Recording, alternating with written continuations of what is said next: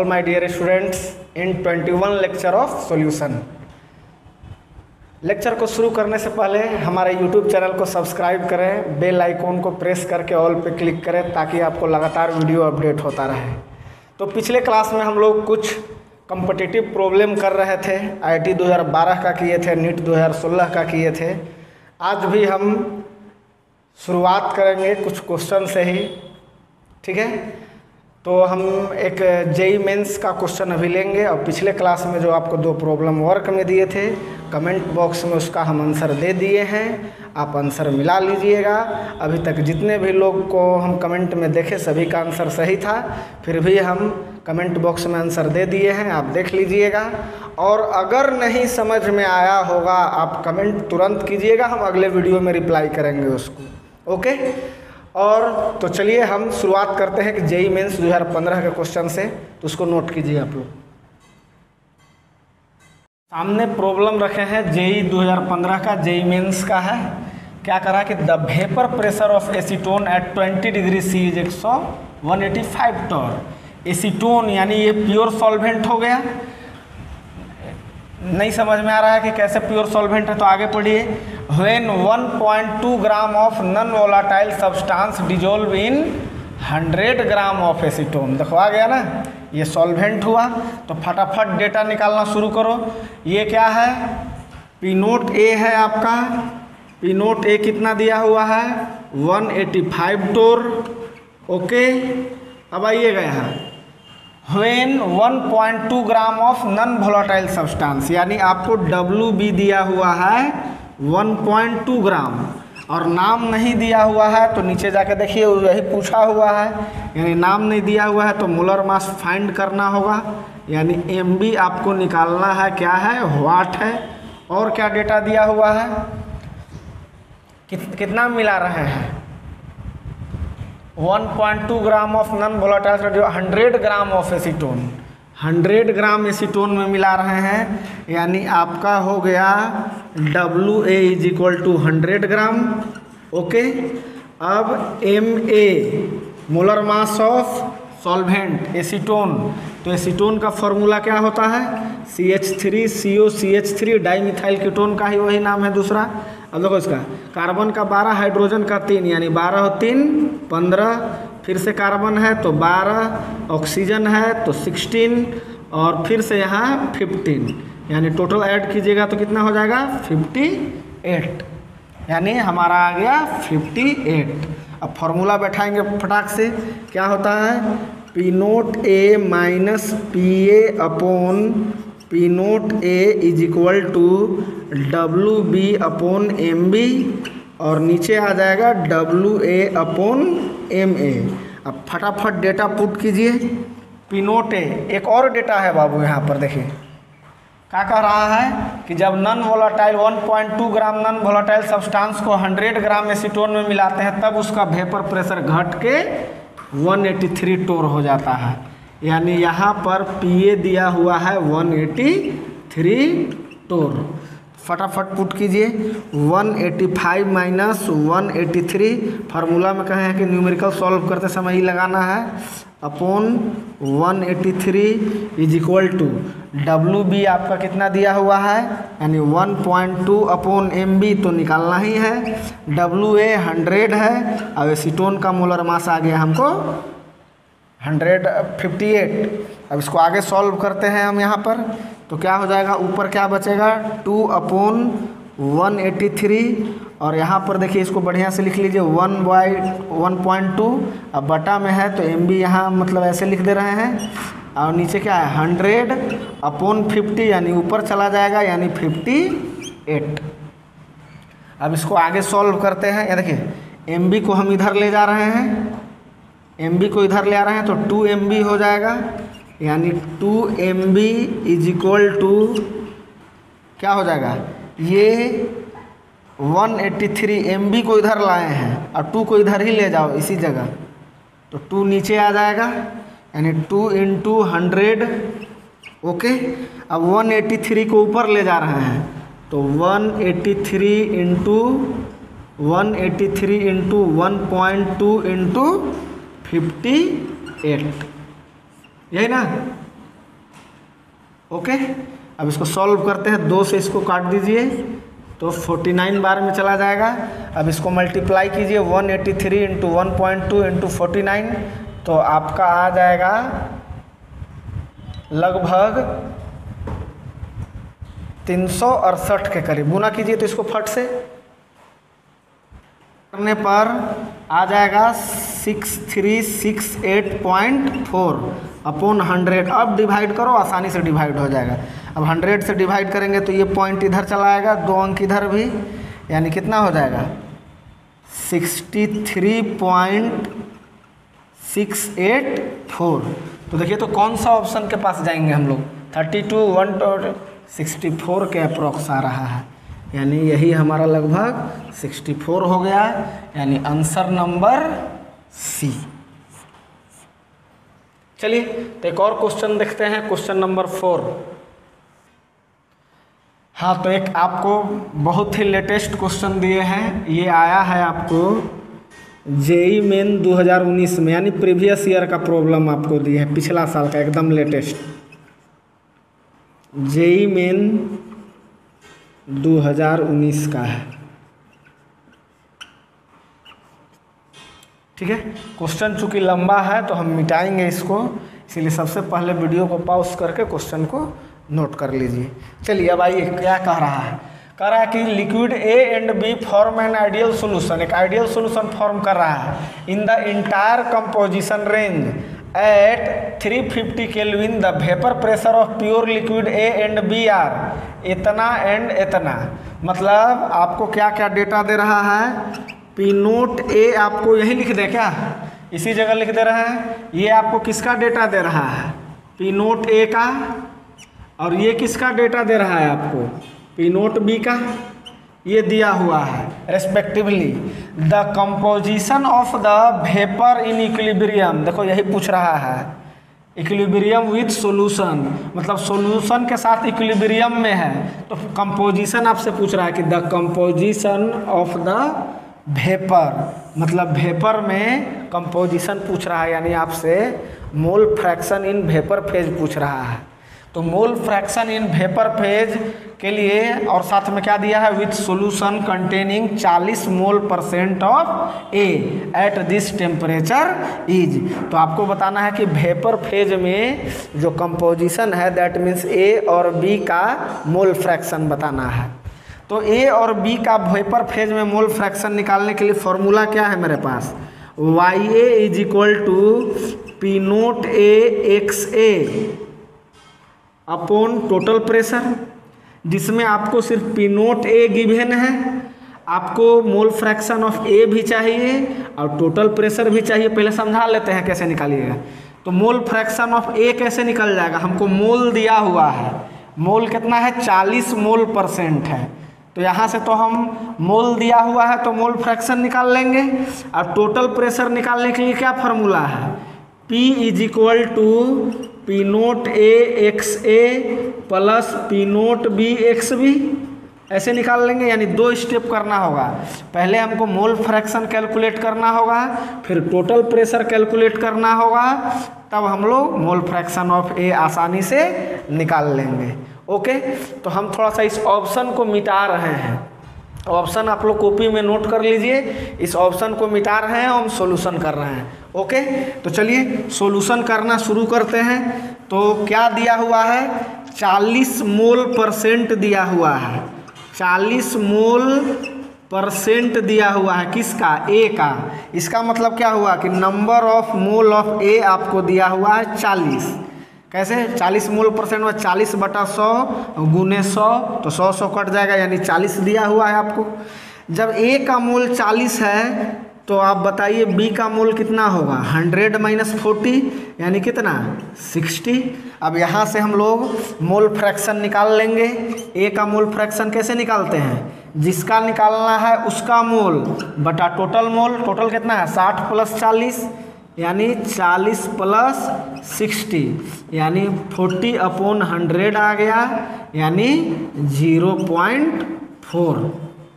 ये मेरा आ गया मोल फ्रैक्शन ऑफ ए, ठीक है। मोल फ्रैक्शन ऑफ ए आ गया। अब यहाँ से हम लोग बी कैलकुलेट कर लेंगे। मोल फ्रैक्शन ऑफ बी कैसे निकलेगा? 1 माइनस 0.4 यानी 0.6। ओके, अब इसका काम सॉल्यूशन हो गया, मोल फ्रैक्शन निकाल लिए। अब हमको क्या निकालना है? Total pressure. तो टोटल प्रेशर कैसे निकालेंगे बाबू? तो क्या फॉर्मूला होता है? P is equal to P naught A X A plus P naught B X B. अब फटाफट P naught A P naught B दिया हुआ है आपको, देख लीजिए क्वेश्चन में यहीं पर लिख दिए थे। पी नोट ए ये है यानी 7 इंटू 10⁻³ और मोल फ्रैक्शन ऑफ ए कितना आ गया यहाँ से? 0.4। रिलैक्स होकर सॉल्यूशन किया करो, एकदम आसान है। ये मत सोचो कि 2019 का है तो बहुत ही भारी होगा, एकदम आसान है। अब पी नोट बी कितना मेरा है? 12 इंटू 10⁻³ और मोल फ्रैक्शन ऑफ बी मेरा 0.6 आया है। अब यहाँ से कैलकुलेशन करते समय गुना पूरा मत कर देना, पहले 10⁻³ 10⁻³ कॉमन ले लो। अब अंदर क्या बचा? 7 इंटू 0.4 गुना कर देंगे तो 7 चौका 28 यानी 2.8, ऐसा ही ना। प्लस इसको इससे गुना कर देंगे तो 12 छक 72 यानी 7.2, ऐसे ही ना। अब इसको ये दोनों को जोड़िए, 8 2 10 7 2 9 1 10 यानी 10 हुआ। 10⁻³ इंटू 10 यानी क्या हो जाएगा? 10⁻⁴ आ गया मेरा टोटल प्रेशर। अब आसानी से कैलकुलेट कर लेंगे। फर्स्ट क्या निकालना है हमको? Mole fraction of A in vapour phase. तो फार्मूला लगाइए, P naught A X A upon total pressure यानी पी नोट ए एक्स ए क्या है मेरा? पी नोट ए एक्स ए। अभी तुरंत पी नोट ए एक्स ए यहाँ पर था, पुट किए थे तो लिख दीजिए क्या हो जाएगा? 7 into 10⁻³ into 0.4 upon total pressure कितना आया है? 10⁻⁴। अब इसको कैलकुलेट करेंगे तो 7 चौका 28 यानी 2.8, यही ना। अब नीचे पावर 10⁻⁴ है, ऊपर जाएगा तो -4 यानी ओवरऑल क्या बचेगा? 10⁻⁻1। अब 10⁻1 का मतलब ये बटा में चला जाएगा तो 10⁻+1। अब 10 से डिवाइड करेंगे तो क्या आ जाएगा? 0.28। अब जो ही एक का मेरा निकल गया तो दूसरे का हम आसानी से निकाल लेंगे। कैसे? YB बराबर 1 माइनस 0.28 यानी कितना आ जाएगा? 0.72। आपने कॉपी में देखिए आंसर कौन है? ए था, यानी आंसर क्या हो गया मेरा? ए। देख लीजिए। चलिए, तो 2019 का एक और क्वेश्चन आपके सामने रखे हैं, जेईई मेंस 2000 जो आपका HT में रहेगा। एक अभी दे रहे हैं, एक आगे। जेईई मेंस 2019 का क्या है कि in a mixture A and B having vapour pressure. समझाना क्या है, आप पढ़ के समझ लेना। अभी जो क्वेश्चन कराए हैं 2019 का सेम उसी के जैसा है। अब कि आपसे क्या कर दिया है कि टोटल प्रेशर को भी ऑप्शन में इंक्लूड किया है। वहाँ टोटल प्रेशर को इंक्लूड नहीं किया था ऑप्शन में, लेकिन यहाँ टोटल प्रेशर भी बताना है। ए का मोल फ्रैक्शन कितना होगा, बी का कितना होगा, कौन? वेपर फेज में, यानी YA और YB और P कैलकुलेट करना है। तो चलिए इस क्वेश्चन को आप लोग नोट कर लीजिए। अब हम बढ़ते हैं थर्ड कॉलिगेटिव प्रॉपर्टी की ओर, जिसका नाम है डिप्रेशन इन फ्रीजिंग पॉइंट। चलिए तो हेडिंग लग चुका है डिप्रेशन इन फ्रीजिंग पॉइंट, यानी मेरा थर्ड कॉलिगेटिव प्रॉपर्टी। बाबू ध्यान से, वेरी इंपॉर्टेंट है, ध्यान से पढ़िएगा। और आपको बताते चलें कि अब आज के बाद 4 या 5 लेक्चर, जैसे 21 चल रहा है अभी, 26 और 27 जाते जाते तक ये चैप्टर एंड हो जाएगा। तो रेडी हो जाइए, टेस्ट भी आपको देना है ऑनलाइन। ओके, तो चलिए पढ़ते हैं हम लोग डिप्रेशन इन फ्रीजिंग पॉइंट। कितने बच्चे ये जानते हैं कि फ्रीजिंग पॉइंट क्या होता है? 9th 10th में पढ़े होंगे। फ्रीजिंग पॉइंट क्या होता है? वेपर प्रेशर में कौन कौन इक्विलिब्रियम में होता था? लिक्विड और वेपर। और यहाँ पे कौन कौन इक्विलिब्रियम में होगा? लिक्विड और solid.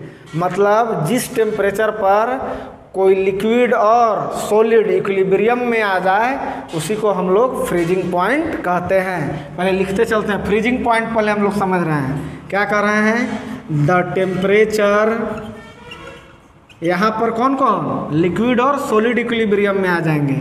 The temperature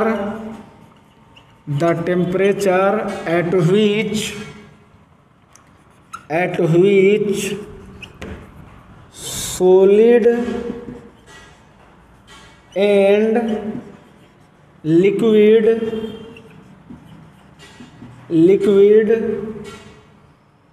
phases are in equilibrium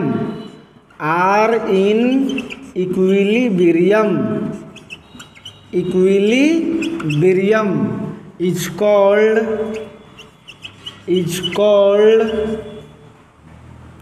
freezing point, are called freezing point। क्या बोले बाबू, किसको कहते हैं फ्रीजिंग पॉइंट। मतलब जिस टेम्परेचर पर सॉलिड और लिक्विड कहाँ में आ जाएंगे, इक्विलिब्रियम में आ जाएंगे, उसी को हम लोग फ्रीजिंग पॉइंट कहते हैं। जैसे बच्चा में क्या पढ़ते थे 9th-10th में कि जिस टेम्परेचर पर क्या होता है कि लिक्विड जो है वो सॉलिड में बदलना शुरू हो जाए, उसी को फ्रीजिंग पॉइंट कहते थे। तो यहाँ हम दूसरा स्टैंडर्ड डेफिनेशन दिया है कि जिस टेम्परेचर पर सॉलिड और लिक्विड कहाँ में आ जाए, इक्विलिब्रियम में आ जाए, उसी टेम्परेचर को हम लोग फ्रीजिंग पॉइंट कहते हैं। अभी सब समझा रहे हैं। और करके एक और डेफिनेशन चाहे तो और लिख सकते हैं वेपर प्रेशर के टेम्परेचर टर्म में, कि जिस टेम्परेचर पर सॉलिड का वेपर प्रेशर लिक्विड के वेपर प्रेशर के बराबर आ जाए उसे भी फ्रीजिंग पॉइंट कहते हैं। तो चाहे तो एक और डेफिनेशन लिख लीजिए, क्या कि the temperature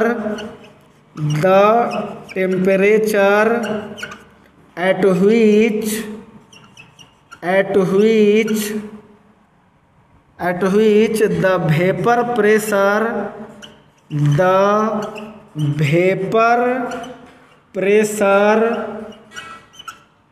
vapor pressure of solid becomes equal to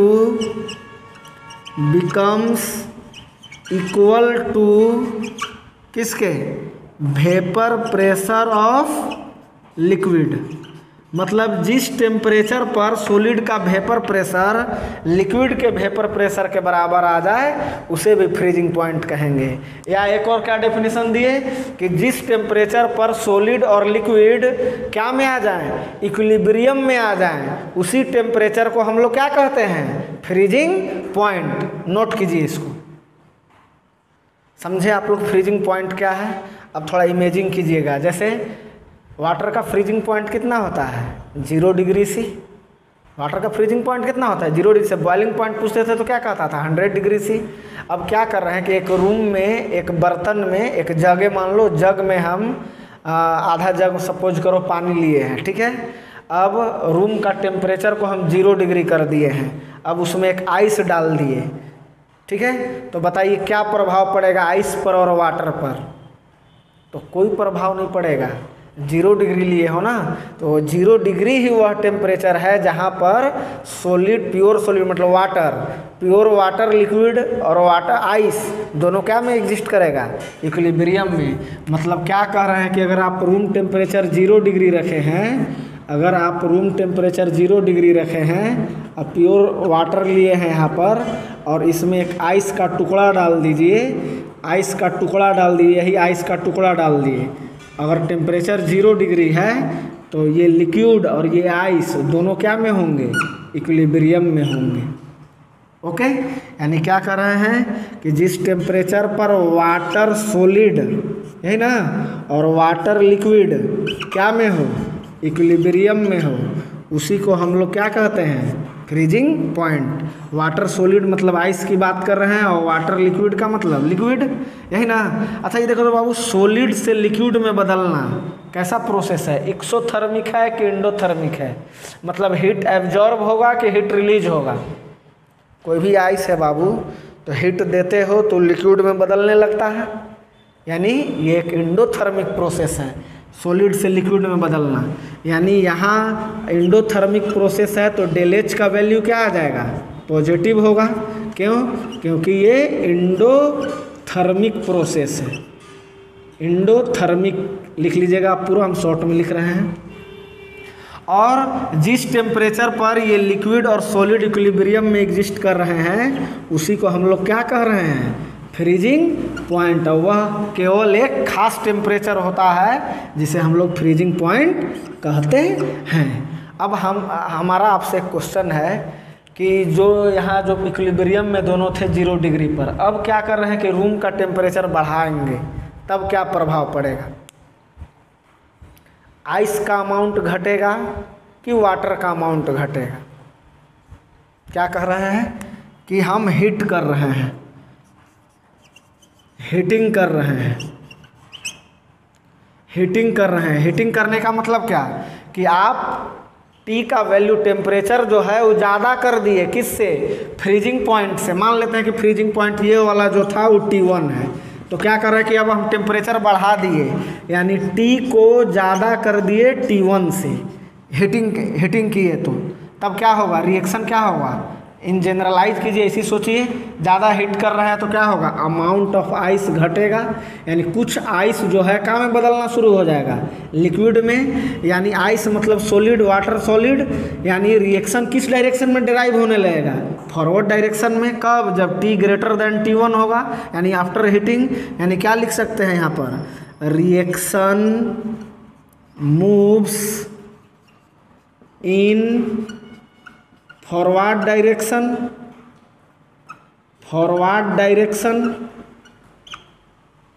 और रिएक्शन फॉरवर्ड डायरेक्शन में जाएगा तो अमाउंट ऑफ आइस क्या होगा, डिक्रीज करेगा, और अमाउंट ऑफ लिक्विड इंक्रीज करेगा। यानी यहाँ पर चाहे तो एक लाइन और लिख दे, अमाउंट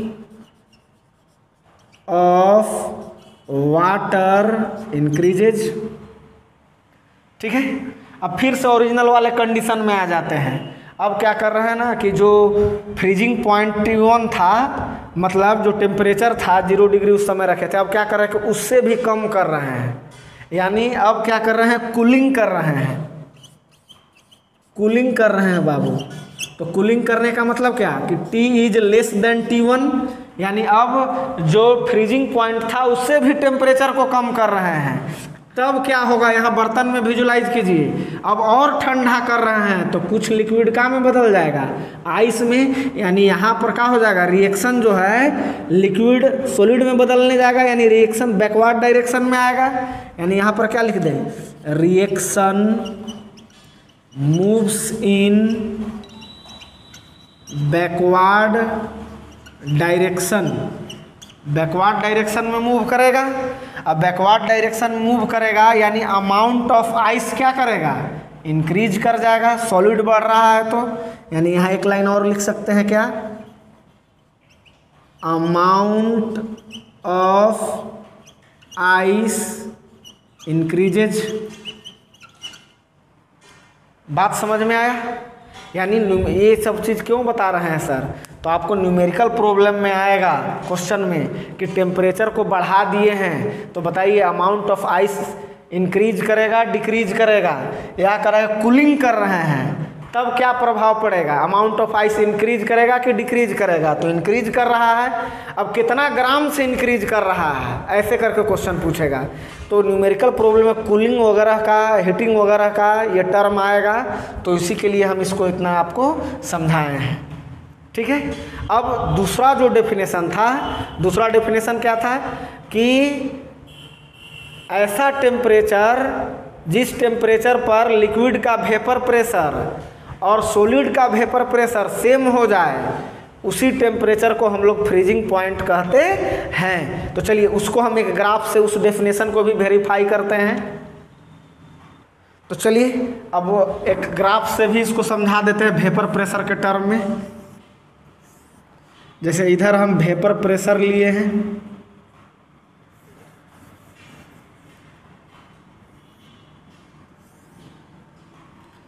ठीक है, यहाँ पर हम 1 atm एक्सटर्नल प्रेशर है मेरा, मान लिए हैं। ठीक है, अब देखिएगा यहाँ आप लोग गैसियस स्टेट में पढ़े होंगे या देखे होंगे, सॉलिड और लिक्विड का ग्राफ इस तरह से प्लॉट होता है, देखिएगा यहाँ।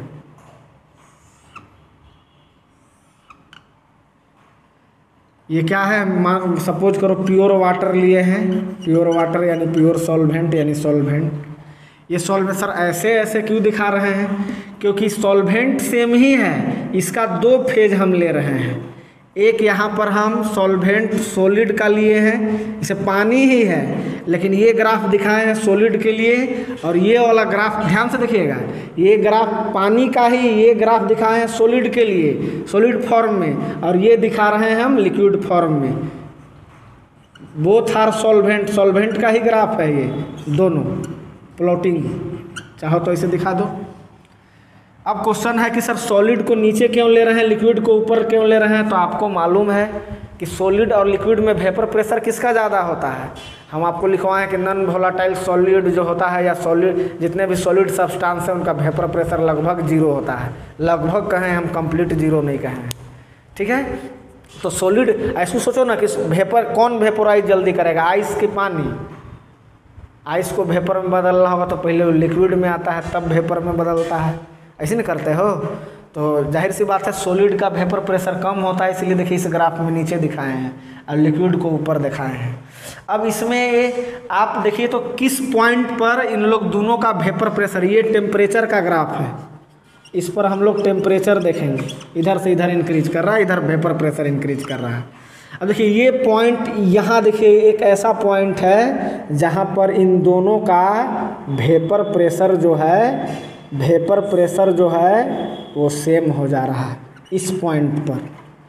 अब टेम्परेचर पर इसी को प्लॉट करेंगे, इस लाइन को जानने के लिए कि इसका टेम्परेचर क्या है।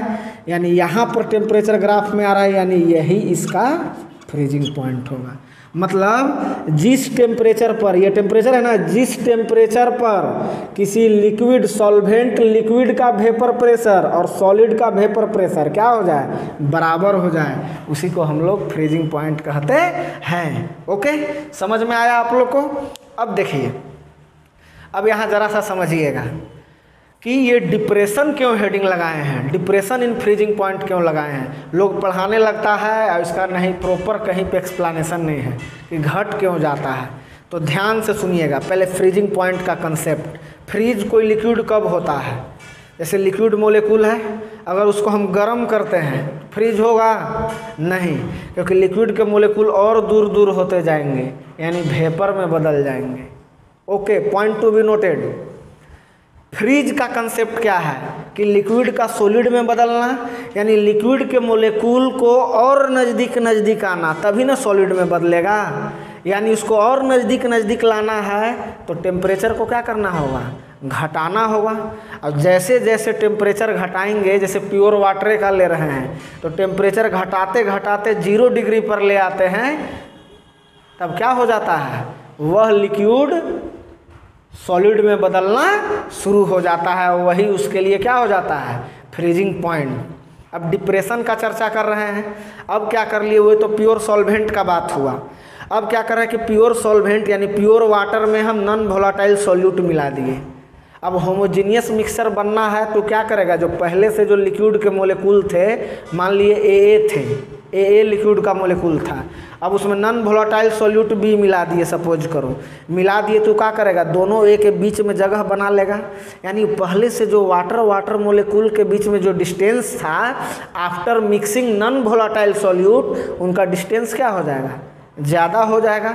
अब उनको नज़दीक लाने के लिए और ज़्यादा टेम्परेचर घटाना होगा।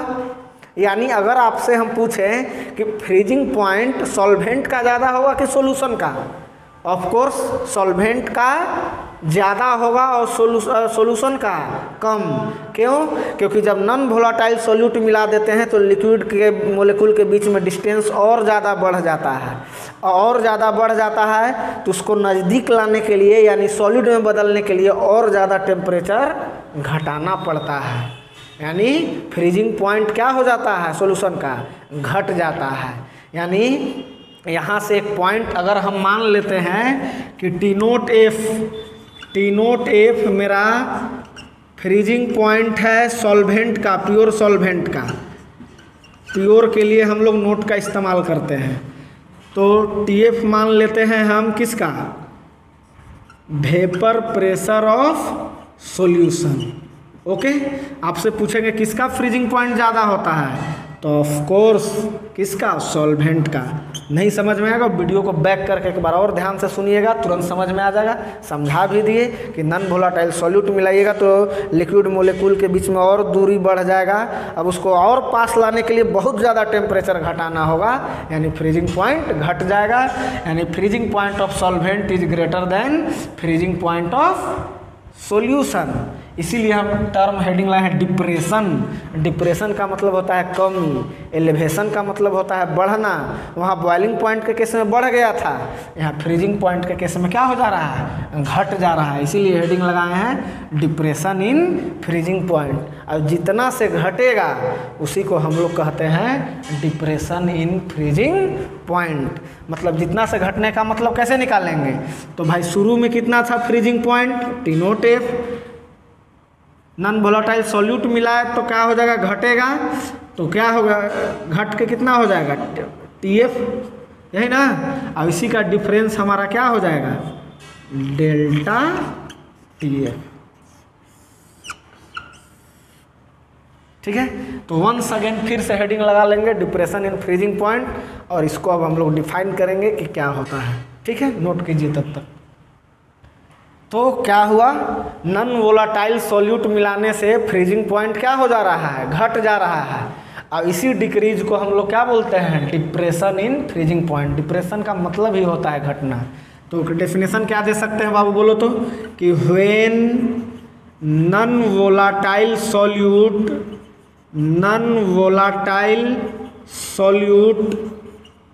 Is added to solvent, solvent कहो या प्योर सॉल्वेंट कहो या प्योर लिक्विड कहो, सॉल्वेंट जब मिलाते हैं तो क्या होता है, then it's freezing point, short में FP लिख रहे हैं, फ्रीजिंग पॉइंट डिक्रीजेज, और this decrease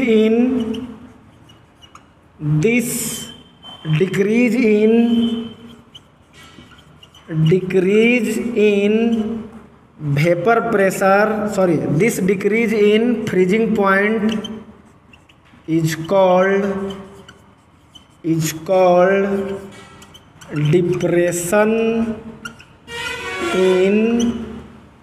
depression in freezing point। Okay, यानी फॉर्मूला मेरा क्या आ गया, delta TF is equal to T0F minus TF। यहाँ से चाहो तो एक और डेफिनेशन, मार्कर दूसरा देना। यहाँ से चाहो तो एक और डेफिनेशन, क्या, इसके टर्म में किसका किसका डिफरेंस है, इसको क्या है, फ्रीजिंग पॉइंट ऑफ सॉल्वेंट है ही, और फ्रीजिंग पॉइंट ऑफ सॉल्यूशन है। तो एक और डिफरेंस क्या दे, difference of freezing point of solvent and the freezing point of solution. तो चाहो तो एक डेफिनेशन और दे दो, क्या, difference between freezing point of, क्या, डिफरेंस माने अंतर, freezing point of solvent and the freezing point of solution is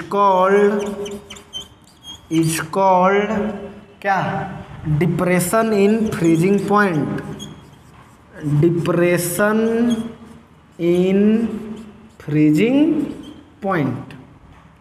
अब इसको आप नोट कर लीजिए, दो तरह का डिफरेंस जो याद रहे एग्जाम में आता है बाबू, क्या है डिप्रेशन इन फ्रीजिंग पॉइंट। तो दोनों में से जो मन हो वो, अब एक अभी ग्राफ प्लॉट करेंगे उसको ऐड कर दीजिएगा। चलिए इसके लिए ग्राफ प्लॉट कर लेते हैं, नहीं डिप्रेशन इन फ्रीजिंग पॉइंट के लिए देखिएगा।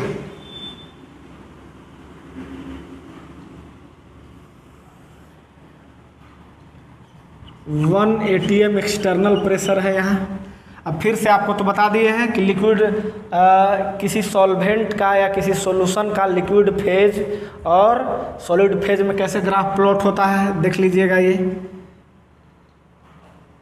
इधर हम लिए हैं टेम्परेचर का बाबू एक्स एक्सिस पर, और वाई एक्सिस पर किसका लिए हैं, वेपर प्रेशर का लिए हैं इधर से इधर। अब हमको सॉल्वेंट और सॉल्यूशन का लेना होगा तो वेपर ज़्यादा किसका लेंगे, ऊपर किसको लेंगे, सॉल्वेंट का, और नीचे किसको लेंगे, सॉल्यूशन का लेना होगा हमको। तो अब इसका ग्राफ हम प्लॉट करते हैं, इस तरह से होगा।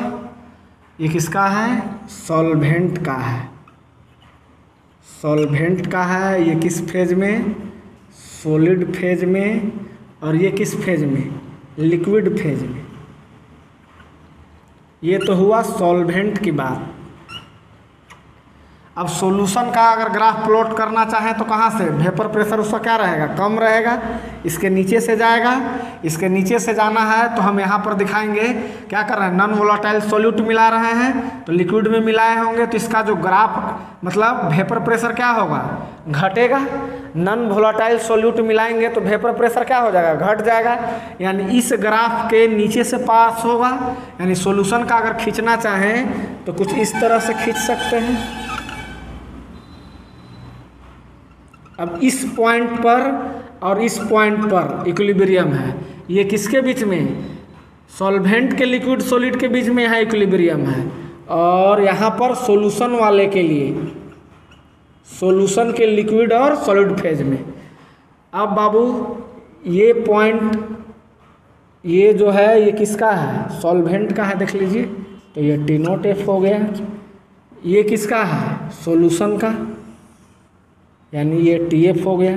ग्राफ भी बता रहा है, टेम्परेचर देखिए इधर से इधर बढ़ता है, ग्राफ भी बता रहा है कि सॉल्यूशन का फ्रीजिंग पॉइंट क्या होता है, कम होता है, और सॉल्वेंट का फ्रीजिंग पॉइंट ज़्यादा होता है। और इसी डिफरेंस को तो हम लोग कह रहे हैं क्या, डिप्रेशन इन फ्रीजिंग पॉइंट। अगर यहाँ से चाहो तुम तो बॉइलिंग पॉइंट को भी समझ लो,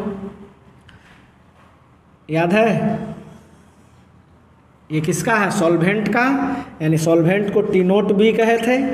ये किसका है, सॉल्यूशन का, इसको क्या बोले थे हम लोग, टीबी बोले थे, टीबी।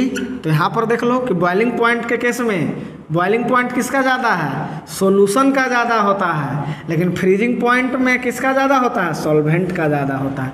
इसी को तो हम लोग यहाँ डेल्टा टीबी कहे थे। ये था डेल्टा टीबी और ये क्या है, डेल्टा टीएफ। और चूँकि आज हम यहीं रोकते हैं तो आप लोग फ्रीजिंग पॉइंट को बढ़िया से पढ़ के आइएगा, क्योंकि नेक्स्ट लेक्चर में हम बाबू इस पर फॉर्मूला डेवलप करेंगे। क्योंकि थ्योरी सारा चीज़ पढ़ा दिए, डायरेक्ट रॉल्ट्स लॉ से फॉर्मूला लाएंगे, फिर न्यूमेरिकल आएगा, ठीक है। और उसी लेक्चर में, नेक्स्ट लेक्चर में शायद हम फोर्थ कॉलिगेटिव के पास पहुंच जाए, फोर्थ कॉलिगेटिव यानी ऑस्मोटिक प्रेशर के पास। तो ठीक है, आज I hope you enjoyed this session. We will meet in next session. Till then, goodbye.